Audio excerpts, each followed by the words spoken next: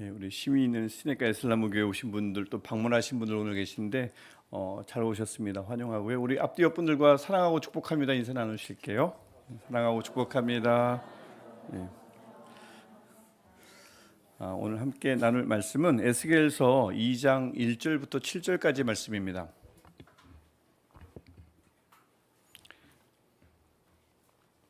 생명의 삶으로 말씀 묵상하시는 분들은 이거 오늘 본문인데 하실 거예요. 맞습니다. 오늘 본문이고 새벽 예배 때마다 앞으로 이제 보게 될 성경 에스겔서입니다. 에스겔서 2장 1절부터 7절까지 말씀을 우리 한 절씩 늘 그렇듯이 교독하고 마지막 절 7절은 우리 함께 읽도록 하겠습니다. 제가 먼저 읽을게요.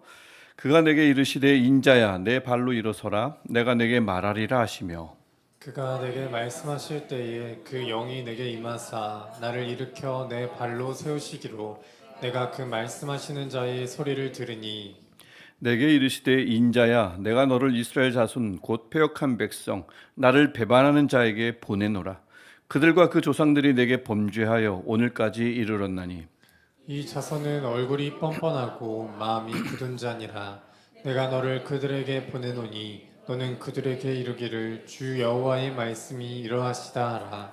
그들은 패역한 족속이라 그들이 듣든지 아니 듣든지 그들 가운데에 선지자가 있음을 알지니라 인자야 너는 비록 가시와 찔레와 함께 있으며 전갈 가운데에 거주할지라도 그들을 두려워하지 말고 그들의 말을 두려워하지 말지어다. 그들은 패역한 족속이라도 그 말을 두려워하지 말며 그 얼굴을 무서워하지 말지어다. 그들은 심히 패역한 자라 그들이 듣든지 아니 듣든지 너는 내 말로 구할지어다 아멘.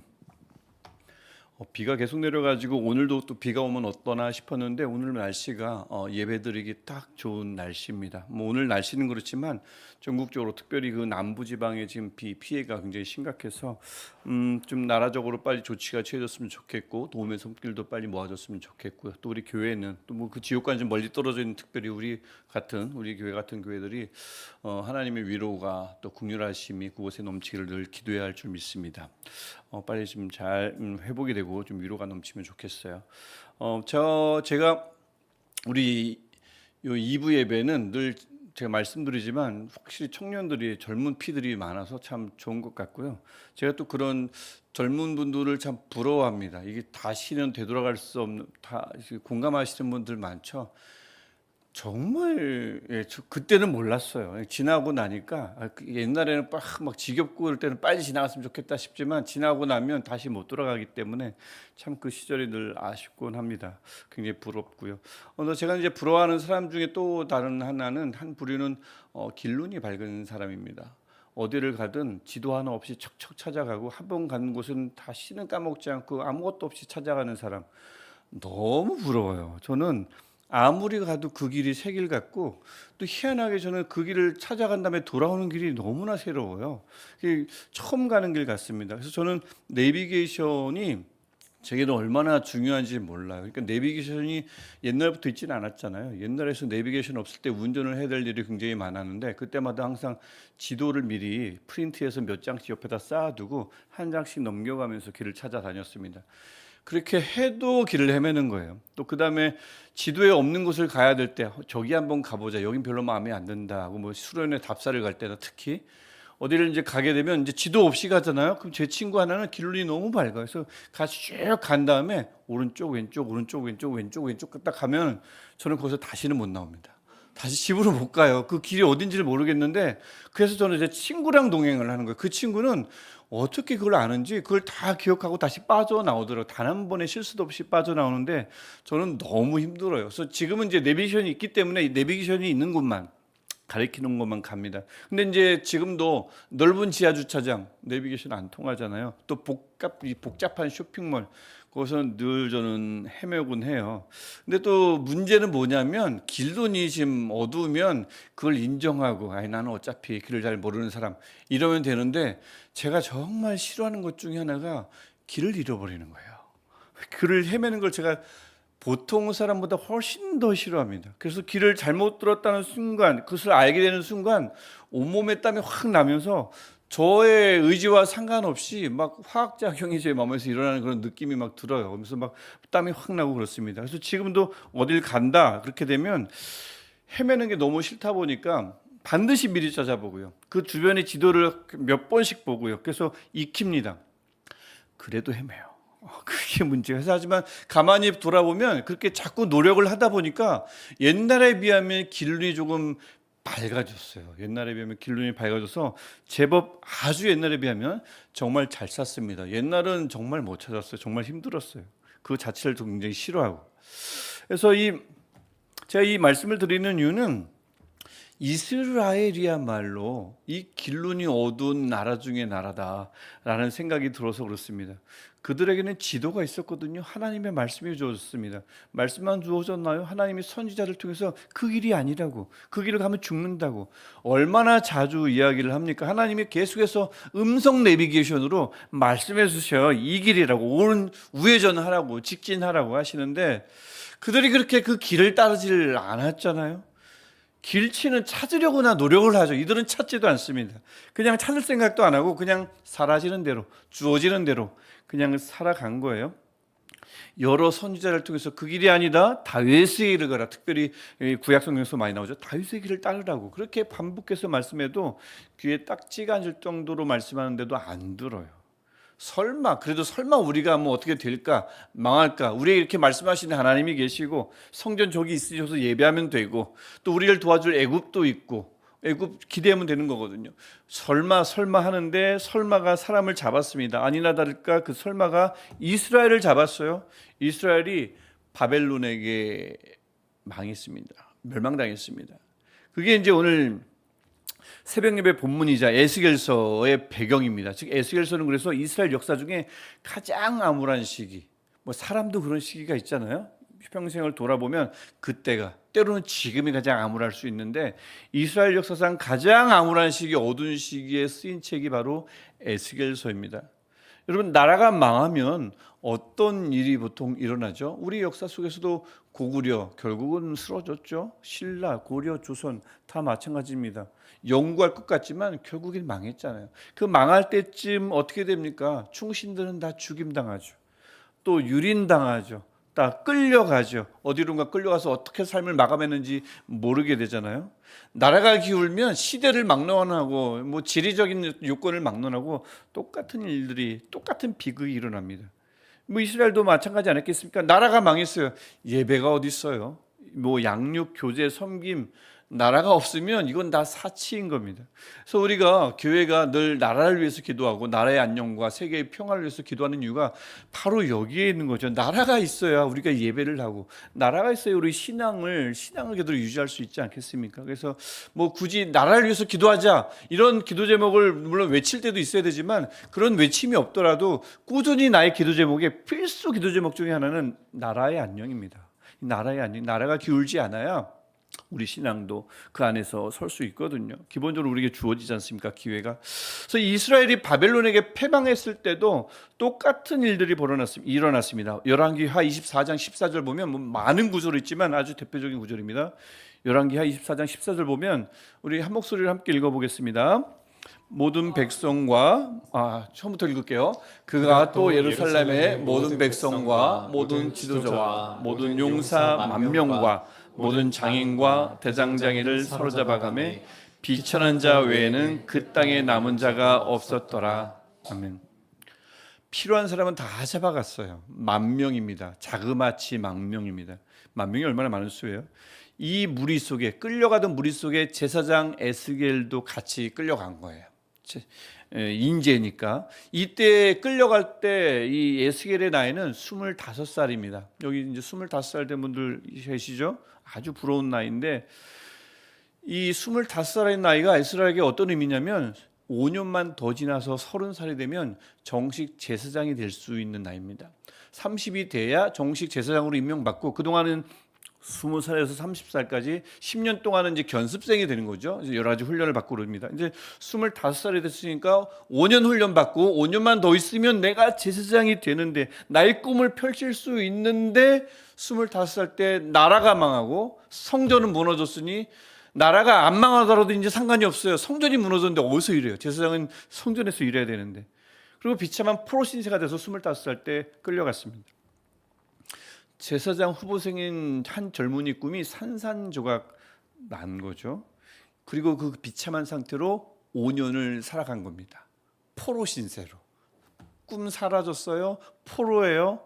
제사장이 무슨 소용이 있겠어요? 그 5년을 살았습니다. 사람이 가장 소중한 걸 잃어버린 그 상실감에 깊이 빠져서 1년도 아닌 2년도 아닌 5년을 살았다.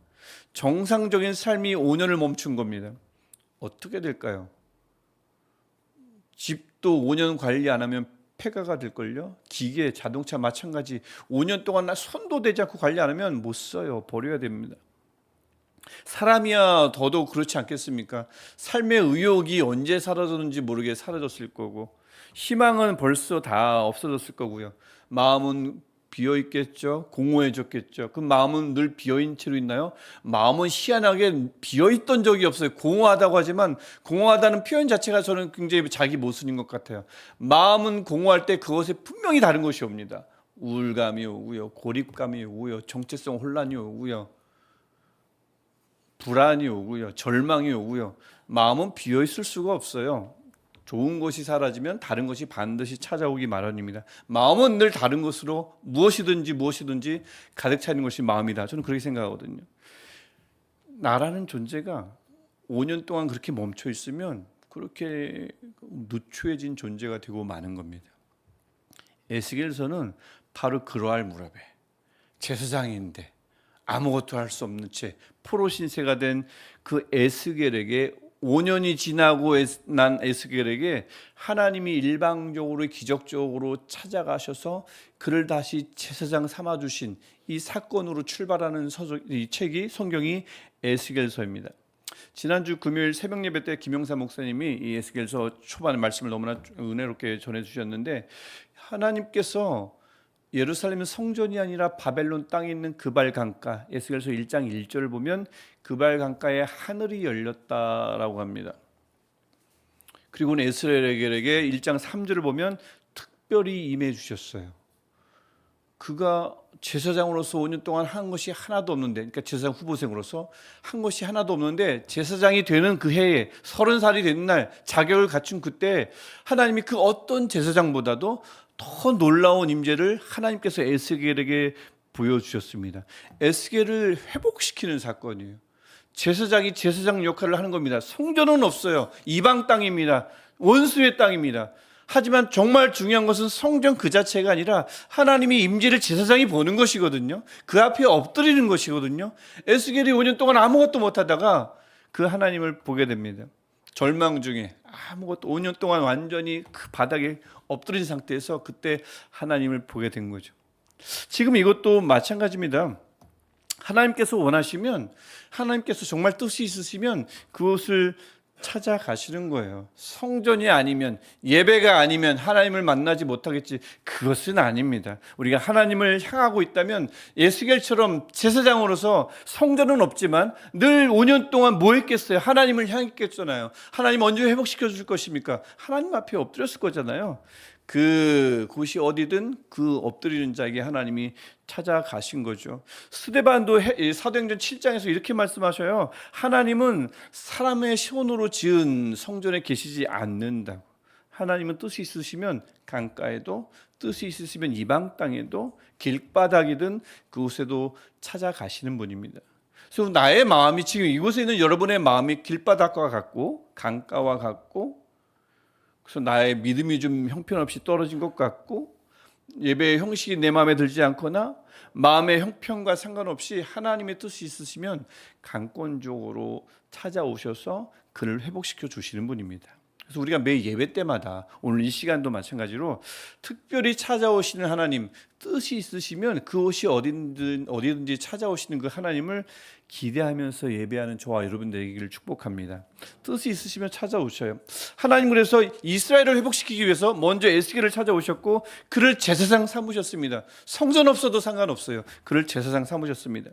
찾아오셔서 에스겔의 나이 30때 정식으로 섬길 수 있는 제사장이 됐을 때 찾아오셔서 그를 세우십니다. 그 상태가 어떤 상태인데요? 가장 초라한 상태입니다. 에스겔의 인생에 있어서 가장 연약한 상태예요. 하지만 상관없습니다. 제사장이니까. 아무리 연약해도 하나님은 제사장을 찾으셨고 그 에스겔을 부르셔서 하나님이 일을 하십니다. 제사장, 회중과 사람들과 하나님을 잇는 자, 이 제사장 역할을 에스겔을 통해서 이루어 가시려고 하는 거죠. 감당하게 하시려고 하는 겁니다.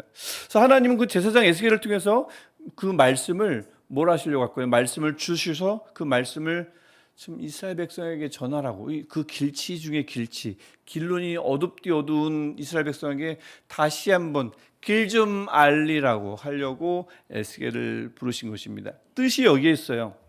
에스겔을 회복시킬 뿐만 아니라 그 에스겔을 통해서 길치인 이스라엘 백성들에게 바른 길을 다시 한번 알려주려고, 우회전이다라고 알려주려고 에스겔을 부르신 것입니다. 그래서 1절을 보시면 인자야 내 발로 일어서라 내가 내게 말하리라. 말씀을 주시려고 합니다. 전하라고. 근데 지금 내 발로 일어서래요. 이 말은 뭡니까? 지금 에스겔이 엎드려 있다는 얘기죠. 왜 엎드려 있냐면 1장 28절을 보시면 에스겔 앞에 하나님의 영광이 어마어마하게 쏟아져 내렸어요. 하나님이 특별하게 임재했습니다. 사람은 그곳에 압도당할 수밖에 없어요. 하나님 임재하시면. 그래서 엎드려 있는 겁니다.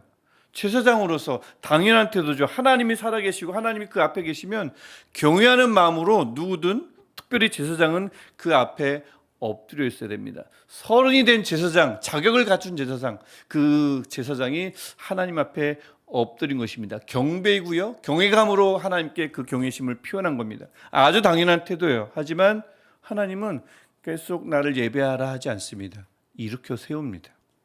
말씀을 주셨고 그것을 이스라엘에게 전하라라는 선지자의 사명을 주신 겁니다. 제사장에게 선지자의 사명을 주셨다. 이게 굉장히 중요한 거죠. 그래서 5절도 보면 그렇게 해서 전할 때 그들 가운데에, 하나님을 배반하는 그들 가운데에 선지자가 있음을 알지니라. 선지자가 버젓이 이렇게 있음을 그들에게 알리라는 것입니다. 그러니까 하나님의 영광 앞에 사람은, 예배자는 그저 그 앞에 엎드려만 있어서는 안 돼요. 하나님께서 이렇게 세우실 때 얼른 일어나야 합니다. 이게 바로 교회의 정체성이고요. 이게 바로 그리스도인이 가져야 할 기본적인 중대한 어떤 정체성에 관한 의미입니다. 이것을, 그런 의미를 여기에 부여하는 거죠. 우리 그리스도인, 우리 예배자들이죠. 모든 하나님의 백성은 기본적으로 예배자들입니다. 하나님을 예배하는 것이 우리 기본기예요. 예배가 기본입니다. 그래서 이를 제사장적 삶이라 부르기도 하고 제사장적 영성이라고 부르기도 합니다. 하나님을 예배하는 것, 예배하는 삶을 그렇게 부릅니다. 하지만 그리스도인은 그 하나님을, 예배하는 하나님을 전하는 사람들이기도 하죠. 전해야 누군가가 보고 누군가 듣잖아요. 우리만 예배하면 안 되지 않습니까? 전해야 합니다. 그래서 이를 선지자적 삶 또는 선지자적 영성이라고 부릅니다. 근데 보통은 저도 그렇고요. 제사장적 영성, 제사장적 삶을 더 선호합니다. 또 거기에 머물려고 해요. 엎드려 있는 게 좋거든요. 하나님의 임재 앞에 엎드려 있는 그 황홀경이 얼마나 좋습니까? 예배는 그래서 상대적으로 편한 거예요. 교회 안에서 이루어지기 때문에 그렇습니다. 그래서 베드로도 변화산에서 예수님이 변모한 것을 보고는 산에서 내려가려 하지 않았습니다. 그 경외감에 푹 빠져가지고 지금 이대로가 좋사오니 안 내려가요. 이대로가 좋대요. 그리고 뭐 하자고 하죠? 천막 3개를 짓자고 합니다. 엘리야, 모세, 예수님 거 3개 짓고 여기서 계속 머물렀으면 하는 겁니다. 내려갈 생각을 안 해요. 하지만 베드로는 그 산에서 내려왔어야 합니다. 세상에 전할 게 있거든요. 예수님의 제자거든요. 보는 받아야 되거든요. 그러니까 그만큼 말씀 전파는, 전도는 여러 가지로 표현될 수 있지만 상대적으로 불편합니다. 예배에 비하면. 왜냐하면 교회 밖에서 이루어지거든요. 그곳은, 교회 밖은 거칠어요. 교회 밖은 저항이 심합니다. 교회 밖은 험악합니다. 하나님도 그런 곳에 에스겔을 보냈다고 3절부터 5절에서 말씀하고 있어요. 세상에는 이스라엘이 세상을 대변하죠. 배반이 가득 차고 범죄가 가득하고 폐역함이 가득한 곳, 그것이 바로 세상인 것입니다. 특별히 4절을 보면 그 특징을 이미지로 표현했는데 그들의 얼굴은 뻔뻔하고, 철면피라는 얘기가 아닙니다.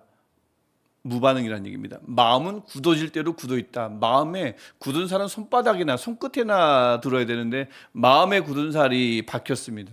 굳은 살 아시죠? 아무리 찔러도 안 아파요. 아무리 들어도 무감각합니다. 반응이 없습니다. 그런 그들과 에스겔이 함께 있으면 어떤 삶을 살까요? 행복할까요? 아닙니다. 6절 가시와 찔레와 함께 있는 것 같아요. 정갈 가운데서 사는 것과 같습니다. 그걸 아시는 하나님이 에스겔을 거기로 보내셔요. 그러니까 제사장적 삶은 기본적으로 굉장히 힘든 겁니다. 그러니 당연히 사람들은 선지자적 삶은 그러니 힘든 겁니다. 그러니 삶은 사람들은 자연스럽게 그저 이대로가 좋사오니, 지금 이대로가 좋사오니, 예배가 좋사오니, 하나님의 임재가 좋사오니 머물려만 하는 거죠. 하지만 하나님은 그들을 이렇게 세운다는 것입니다. 전체적으로 보면 주님은 늘 우리가 내게로 오라 내가 너희를 쉬게 하리라, 우리 교회의 아주 중요한 성경 구절이기도 하지만 주님은 그의 제자들을 부르십니다. 부르셔서 그분이 안으시려고요 오라고 하십니다. 그곳의 대표적인 곳은 교회입니다. 그래서 주님은 교회로 오라고 하셔요. 그래서 주님이 계신 곳이라면, 그 교회가 주님이 계신 곳이라면 반드시 그 교회 안에는 쉬게 하겠다라고 약속하신 주님이 주시는 쉼이 반드시 있어야 합니다. 그게 당연한 거고요. 하지만 주님은 성경 여기저기를 보십시오. 보낸다는 표현이 굉장히 많이 나오지만 교회 보낸 적은 없습니다. 주님은 늘 어디로 보내십니까? 세상으로 보내십니다. 교회가 아니라 세상으로 보내십니다. 오게 하셔서 쉼을 주시고 은혜를 주시고 예배를 통해 만나 주시지만 여기에 계속 머물라고 하진 않습니다. 보냅니다. 어디로요? 마음이 굳어질 대로 굳어 있는 세상으로요. 보냅니다. 그곳에 보람, 좋은 결과, 아니면 주변의 인정 있을까요? 조롱당하지 않으면 다행일 것입니다. 그런데 하나님은 그 에스겔을 그런 곳에 보내면서 5절과 7절에서 두 번 반복하는 말씀이 있습니다. 듣든지 아니 듣든지. 하나님이 주신 말씀을 전하라는 거예요. 거듭명하십니다. 듣든지 아니 듣든지. 여러분, 반응이 없는데 어떻게 전해요?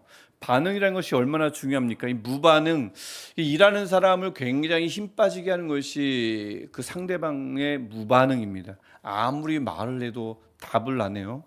카톡방에 방장이 이런저런 공지를 하는데 전혀 반응이 없어요. 그럼 굉장히 이것이 반복되면 힘 빠져요. 어제도 우리 선교회장 구역장님들 워크숍을 가졌는데 여러 고충 중에 하나가 이 단톡방에 공지를 내는데 반응이 없대요.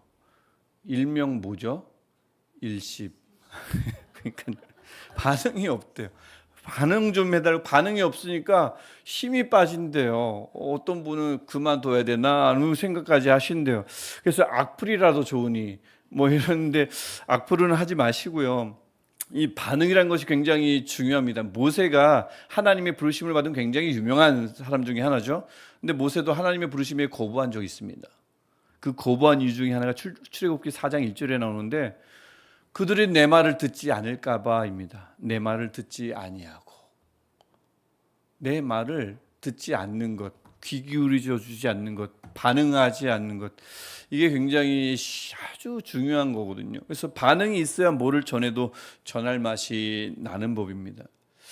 근데 하나님은 그럼에도 불구하고 두 번이나 강조하시는 거예요. 물론 반응은 중요한데 우리 구역장님들 했던 공지의 반응은 꼭 해주시길 바라고, 우리 목장의 반응, 이 공지에도 주는 목자들 공지에 우리 목장, 우리 구성원도 꼭 반응해 주시길 바라지만, 하나님이 두 번이나 강조하는 건 뭐냐면 5절과 7절에서 듣든지 아니 듣든지입니다. 그래서 전하라는 것이요. 이 말씀은 굉장히 아주 중요한 의미가 담겨 있다고 볼 수 있습니다. 부르심을 받은 자라면, 내가 뭔가 전해야 할 것이 있는 자라면 그 사람에게 가장 중요한 것은, 그가 가장 우선으로 삼아야 하는 것은 사람의 반응이 아니라 내가 지금 전할 것을 전하고 있다라는 사실입니다. 그 말씀이 듣든지 아니 듣든지 전하라는 말씀이겠죠. 그래서 내가 뭔가를 전했는데 반응이 없어요. 심지어 적대적 반응이 일어납니다. 나의 사역은, 나의 섬김은 실패한 것인가? 반응을 가지고 실패 여부를 판단할 수 없다는 것입니다. 하나님을 전했다면, 내가 전할 것을 그냥 전했다면, 내가 노래할 것을 노래했다면, 내가 사역할 것을 사역했다면 그것이 성공입니다. 반응과 상관없이. 그러니 듣든지 아니 듣든지 전하라고 하는 것입니다.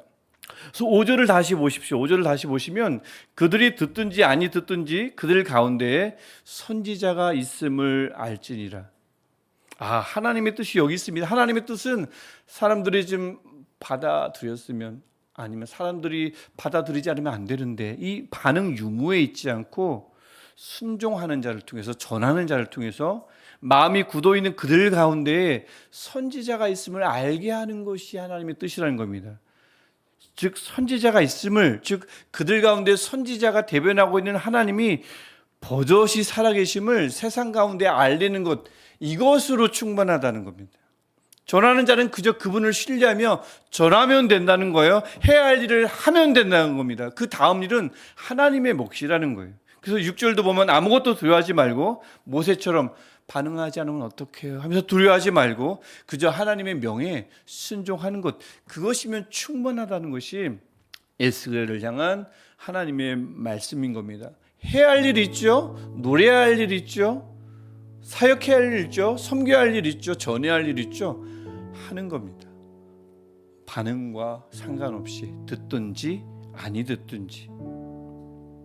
그래서 제가 소도에 말씀드렸듯이 오늘 말씀은, 이 에스겔서는 침체에 빠진 5년 동안 아무것도 할 수 없었던 그 30살밖에 안 되는 젊은, 이제 막 제사장이 된 에스겔에게 하나님이 일방적으로 찾아가셔서 그를 제사장 삼으시고 그를 통해서 백성을 만나게 하시려는 하나님의 뜻이 담긴 책입니다. 역사적 사실 이야기죠. 그렇게 에스겔을 찾아오신 예수님은 오늘도 우리를 찾아오시는 우리 하나님이신 줄 믿습니다. 이 책에 담긴 역사 속 하나의 인물도 아니고 우리와 상관없는 무관한 어떤 재밌는 스토리가 아니라 우리에게 진리를 가져다주는 성경 아니겠습니까? 그렇다면 에스겔을 찾아오셨다면 바닥에 가라앉은 에스겔을 다시 끌어올리신 하나님이 계셨다면, 또 지금 계시다면 우리도 이렇게 세워주실 줄 믿습니다. 아무리 가장 중요한 것을 잃고 상실감에 빠져 있다 한들, 그것이 5년이 아닌 10년이 넘었다 한들 찾아오실 줄 믿습니다. 나의 일생에 가만히 되돌아보니 지금이 가장 연약하거나 지금이 가장 초라하다 싶을 때라도 하나님은 찾아오실 줄 믿습니다. 뜻이 있으시면, 하나님이 원하시면, 허락하시면 특별히 찾아오셔서, 그것이 어디든 상관없어요. 바벨론에도 임재하셨다면 어디든 찾아오실 줄 믿습니다. 장소는 중요하지 않습니다. 형식도 중요하지 않습니다. 다만 에스겔은 30살이 된 제사장이었습니다. 25살 때 끌려와서 5년 동안 성전에서 섬길 수는 없었지만, 성전이 없으니 그 일을 할 수는 없었지만 5년 동안 뭐 했겠어요? 하나님을 향했겠죠. 하나님의 이름을 불렀겠죠. 그가 어디 있든 그는 하나님을 향한 사람입니다. 제사장 직분을 감당할 수 없었던 것이 문제지, 그는 그 바닥에 엎드려서 이방 땅에서 모든 것을 잃어버렸지만 그래도 하나 붙잡고 있는 것, 하나님을 향했어요. 하나님과 완전히 단절된 상태로는 곤란해요. 홀로 고립되어 있으면 힘듭니다. 위험합니다. 하나님을 향하는 예배의 자리, 하나님의 이름을 부르는 기도의 자리에 반드시 계셔 주셔야 해요. 그래야 찾죠. 그래야 찾아오시죠. 함께 기도할 사람들이 있는 목장 안에, 구역 안에 남아 있어야 해요. 그것을 교제해야 합니다. 기도의 동지들을 만나야 합니다. 그럴 때 하나님은 다양한 통로를 통해서, 예배를 통해서도, 기도를 통해서도, 구역 모임을 통해서도, 그 단톡방 안에서의 한마디의 메시지를 통해서도 하나님은 분명히 찾아오실 줄 믿습니다. 많은 이들의 간증이 이것을 증명하고 저의 경우도 그렇습니다. 에스겔을 회복시키신 하나님이 반드시 하나님의 때에 누군가에게 찾아가셔서 그 자를 일으켜 세우실 줄, 회복시키실 줄 믿습니다. 그리고 하나님은 그렇게 회복된 그리스도인이, 예배 가운데 만난 그리스도인이 그 환상적인 임재 앞에 그냥 머물러 있기를 원하지 않으십니다.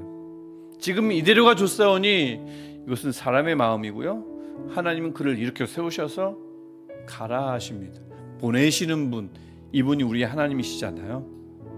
어디로요? 마음이 굳은 살처럼 굳어 있어서 하나님에 대해서 이야기만 꺼내면 거부 반응을 보이는 이들에게, 하나님이 살아계신다 해도 하나님을 살아계시다는 이 사실 자체를 거부하는 이들에게, 입도 뻥끗 못하는 이들에게 보내십니다. 하나님을 전하라고 말이죠. 이 전하라는 것이 꼭 뭐 사형리를 우리가 외우고 복음을 달달 외워서 중요한 구절을 외워가지고 전해하는 것만 이것이 복음은 아닙니다. 꼭 말로 전하는 것이 복음은 아니에요. 하나님을 전하는 것이 아닙니다. 때로는 말은 굉장히 화려한데, 알고 있는 성경 구절은 많은데 바른 행실이 뒷받침되지 않을 때 그 말은, 그 화려한 전파되는 그 말씀은 오히려 역효과가 날 뿐이죠. 내가 이러니까 교회를 안 다녀, 내가 이러니까 하나님이 없다고 하는 거야, 이런 말들을 우리나라에서 얼마나 많이 들을 수가 있어요. 우리나라 7%가 천주교 합쳐서 7%가 기독교인인 나라잖아요. 옛날에 25%는 과거의 영광입니다. 저는 어릴 때, 청년 때 25%는 말을 듣고 자랐거든요. 그래서 이제는 꼭 30이 될 것입니다, 40%가 될 것입니다 라고 했지만 지금 7%입니다. 그것도 7%도 여기저기 교회에 중복 등록된 이들 다 합쳐서 7%라고 그래요. 그리고 중복된 것들 다 그 등록을 다 거품을 제거하면 무슨 7%겠어요. 5%도 안 되겠죠. 거기서 개신교만 합치면, 추리면 몇 프로겠습니까? 내가 이러니 교회를 안 다녀, 내가 이러니 하나님이 없다고 하는 거야.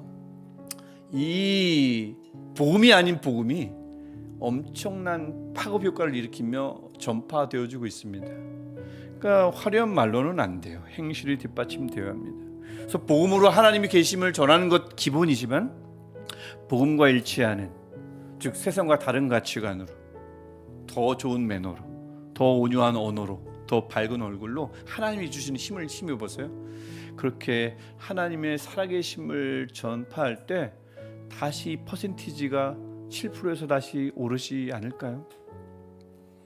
하나님이 이것을 원하시는 건 아니겠습니까? 세상 가운데서 선지자가 있음을 알게 하는 것, 세상 가운데에 하나님이 시퍼렇게 살아계심을 세상에 알리는 것, 이것을 하나님이 원하는 거죠. 예배 받기 원하십니다. 임재하십니다. 고쳐주십니다. 회복시키십니다. 하지만 그것은 반입니다. 보내십니다. 하나님이 여전히 살아계심을 세상에게 전하라고요. 그들이 듣든지 아니 듣든지 그들 가운데 선지자가 있음을 알지니라. 우리 이 말씀을 기억하고 사람들의 반응보다 하나님을 알리는 일에 헌신하는 선지자적 영성이 가득한 우리 교회, 또 저와 여러분 되시기를 주님의 이름으로 축복합니다. 같이 우리 할렐루야로 우리 기도하실 때, 하나님 우리 청년들을 나래 회복시켜 주셔서 이렇게 세워 주시고 만나 주셔서 내 정체성을 다시 회복시켜 줄 뿐만 아니라 우리를 중요한 곳에, 하나님을 알리는 곳에 보내어 주옵소서. 또 보냄 받을 만한 힘을 주옵소서. 우리 그렇게 우리 할렐루야로 하나님께 우리 간절히 기도하겠습니다. 할렐루야. 하나님을 예배하며 하나님을 찬양하며